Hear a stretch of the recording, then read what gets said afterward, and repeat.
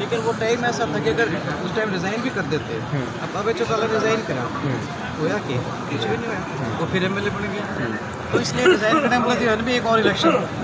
अब उन्होंने जब लगा कि अब टाइम आ गया तो इस्तीफा दे दिया। क्या क्या कारण रहा कि वो बीजेपी में नहीं रहना चाहते थे? क्यों सुनवाई नहीं हो रही है? एमपी की कोई चलती नहीं बता हुआ? तो दिया आपको 3 चीज़। देखो हरियाणा की जो पहचान है वो उन 3 चीज़ों से, जो हमारे फौजी जवान हैं, जो देश की रक्षा करने के लिए हैं, हमारा किसान है जो हिंदुस्तान का क्या दुनिया का पेट भरा है, और वो लड़कियां जो इंटरनेशनल लेवल पे तमगे लेके आई, उनके साथ जो दुर्व्यवहार हुआ, ये तीनों चीज़ हरियाणा से, अगर किसी और स्टेट की होती तो शायद ना भी इतना महसूस होता।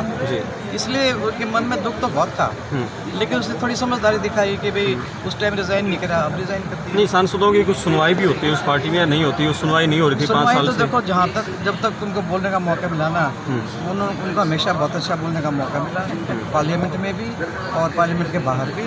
और ये जो हमारे मिनिस्टर थे उस टाइम, दीपपुरी जी, उन्होंने तो अपने एक बार किसी शादी में मिले थे चौहान साहब को, वो ये कह लगे जी मेरी 40 साल की ज़िंदगी में मैंने इतनी अच्छी तैयारी यूक्रेन पे राजेंद्र के अलावा किसी की नहीं देखी। इंटरनेशनल प्रेस थी वहाँ पे, सारा सुनने लग रही थी कि भाई हिंदुस्तान का एक मेंबर पार्लियामेंट यूक्रेन के ऊपर क्या बोलेगा। तो वो हमेशा प्रिपेयर होके जाते हैं, बिना प्रिपेयर नहीं जाते। और भी कई सांसद और मंत्री भी उनसे सलाह लेना है करते, विदेश का कोई भी नीति आती है तो वो कहते भाई राजेंद्र के अलावा कोई नहीं बता सकता, जो बहुत पढ़े लिखे हैं। आज की मीटिंग बुलाने का क्या मकसद है? आप जयप्रकाश की मदद करोगे?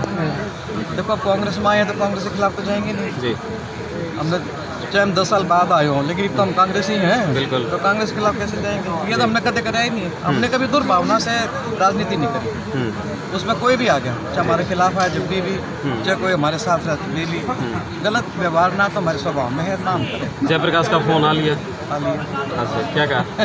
चौसा क्लास आया था जी। जब हम रास्ते में थे, अब भी मिलना है, देखने लगे अभी तो मैं जीत जान लग रहा हूँ जी, शाम को बात। और एक समय ऐसा था जब चौधरी वीरेंद्र सिंह ने जयप्रकाश को टिकट दिलाई थी और वही अब इनके टिकट की राह में रोड़ा बन गया।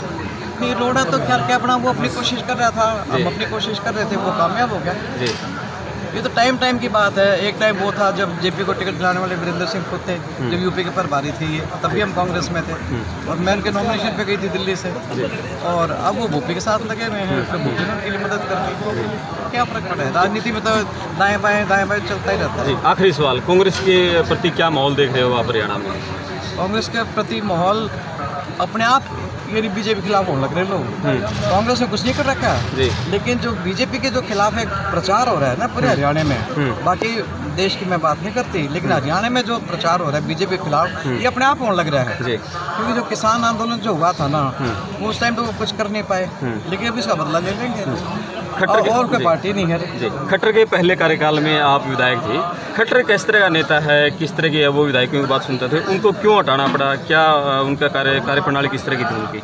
देखो इस बारे में तो मैं कुछ नहीं कह सकती, ये तो बीजेपी आपने उनके साथ काम किया है? नहीं, जब मैं एमएलए थी, जब मुख्यमंत्री थे, जब दोबारा मैं नहीं रही एमएलए, तब डिप्टी सीएम दुष्यंत थे उनके, उसके साथ लगे हुए थे।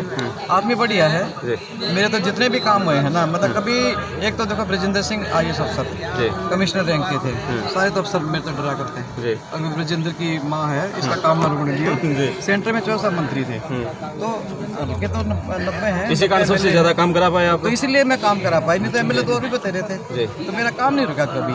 और उसमें ना रुकने का कारण मैं उनको भी मानती हूँ, जो उस टाइम उनके वो थे ना मिस्टर खुल्लर थे, उन्होंने मेरी बहुत मदद करी। आपके मुकाबले दूसरे डिप्टी सीएम रहते हुए इतना काम करा पाया?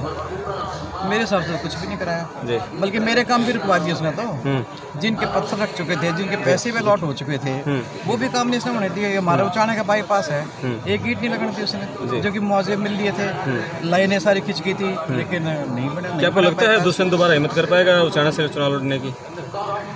मैंने तो नहीं लगता, और आएगा तो दुर्गति होगी उसकी। उसकी माँ तो आ गई है अब लोकसभा में, उसकी माँ तो आई है लोकसभा में। लोकसभा में आई है वह, अपने दुरानी के खिलाफ आई है, या अपने ससुर के खिलाफ आई है वह तो, और जेपी तो है ही है फिर।